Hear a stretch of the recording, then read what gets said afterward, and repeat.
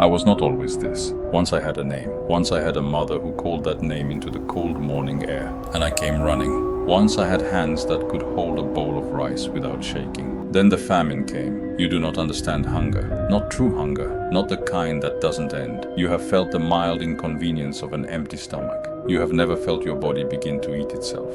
Never watched your own hands become someone else's hands. Thin, unfamiliar, wrong. I died in a field. No one came. No one buried me. My bones lay where my body fell. And my rage, my hunger, my grief, my fury at being forgotten, it didn't leave with my soul. It stayed. It gathered. It grew. I am what happens when the dead are not mourned. When soldiers fall in wars, no one wins. When farmers starve while the wealthy eat. When the forgotten accumulate. We do not disappear. We condense. We become something larger than any single death. I am 50 feet of hatred, held together by old bone and older anger, and I am very, very hungry. I watch your cities the way you watch an anthill, with mild curiosity, with distant hunger. Your lights are interesting to me. Those small orange squares in the darkness, each one meaning a person still alive, still warm, still carrying blood I can smell from here. You move through your streets and you do not look up. You never look up. This is a mistake. I learned to move quietly for something my size. Not perfectly. You will hear something. A low rattle, like thousands of teeth clicking together in the dark. Some of you will decide that sound is the wind. Some of you will look out your window and see nothing, because you are looking at eye level, and I am above that, way above that. The ones who look up don't get to tell anyone what they saw. I do not choose randomly. That is a misconception. I am drawn to the solitary, to the ones walking alone at 3 a.m., the ones who left the bar an hour after their friends, the ones who took the shortcut through the park. Not because they are weaker, because they will not be missed immediately. I have time. I have all the time that was stolen from me when I was still alive. Tonight I have chosen a young man. He is walking home from somewhere. He has his hands in his pockets. He is thinking about something. I can tell because his eyes are focused on a distance that doesn't exist. He's not watching the street, not watching the sky. The clicking starts. He hears it. I can see the small change in his shoulders. That moment where your body registers danger before your mind agrees to believe it. He slows down, looks left, looks right, doesn't look up. I lower my face toward him, 50 feet down, until my skull is 6 feet from the ground, and he is between my jaws before he understands what has happened.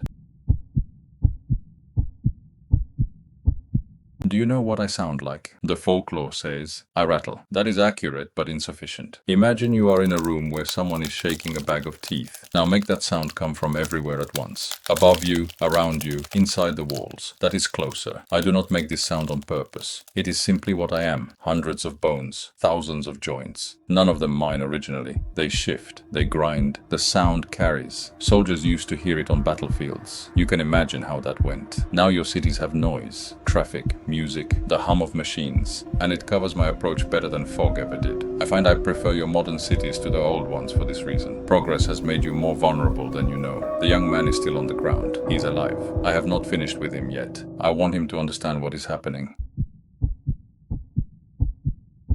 I am not cruel. I want you to understand that. Cruelty requires enjoyment. I do not enjoy this. I am filling a need as basic and mechanical as the need you had for that meal you ate without thinking this afternoon. You did not hate the animal that became your food. Neither do I hate you. What I take is the head, the skull specifically. I add it to myself. Somewhere in the architecture of my body, another piece joins the whole. This is why I grow. Every death that goes unmourned, every forgotten soldier, every starved peasant, they become me. And every head I take makes me larger. I have been growing for a very long time. The grief that built me was from one famine, one war, centuries ago. But there have been so many famines since then, so many wars.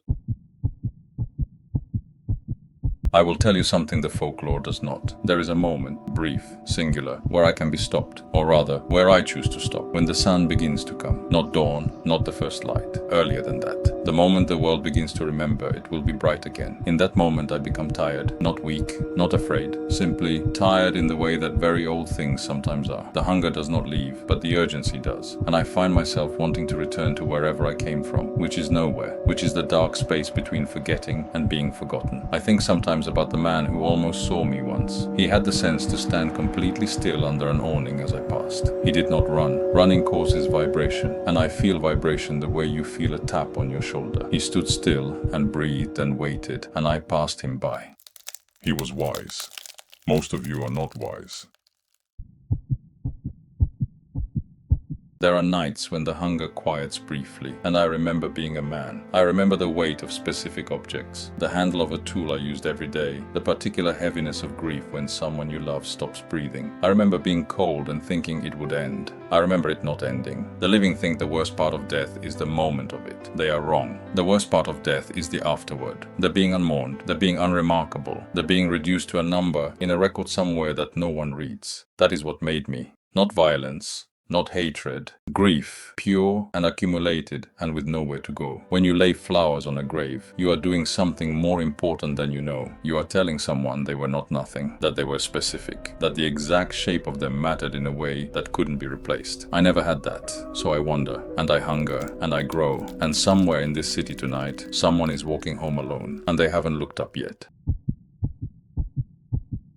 I want you to do something for me. Tonight, before you sleep, think of someone who died that you don't think about anymore. Someone from a long time ago. A great-grandparent whose name you might not know. A child from your town who died before you were born. A soldier from a war that's now history. Think of them. For just one moment, hold the fact of their specific existence in your mind. Their particular hands, their particular hunger. You cannot mourn all the dead, but you can choose, on some nights, to mourn one of them properly. This matters more than you know. I can feel it when someone does this. Somewhere, some bone in me becomes slightly less angry. Some small specific grief gets answered. I would like to be answered. I would like to be answered so completely that I could finally stop. But there are so many dead, and so few of you who remember. And I am still so very hungry. Click, click, click. Don't look up.